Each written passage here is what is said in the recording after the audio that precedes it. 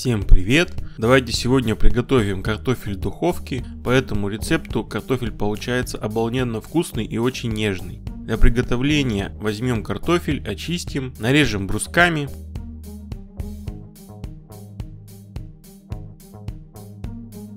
Возьмем противень, смажем подсолнечным маслом, выложим картофель, распределим по поверхности противня.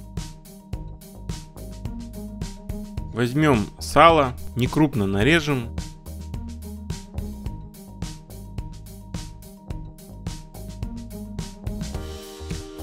Сало добавим к картофелю, равномерно распределим среди картофеля. Возьмем лук, нарежем полукольцами.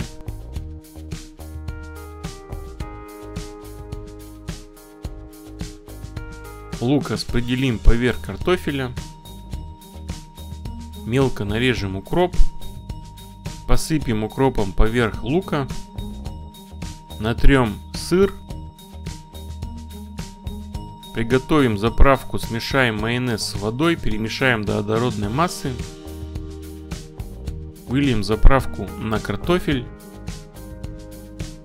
Сверху обсыпем сыром и уберем в духовку на 40 минут при температуре 200 градусов. Через 40 минут картофель готов. Такой картофель очень хорошо сочетается с солеными огурцами. Картофель получается нежный за счет сала, с насыщенным вкусом за счет лука. Кому понравился рецепт, ставьте лайк, подписывайтесь на канал Рецепты на выбор, делитесь с друзьями в социальных сетях, нажимайте на колокольчик. Всем пока, до новых встреч!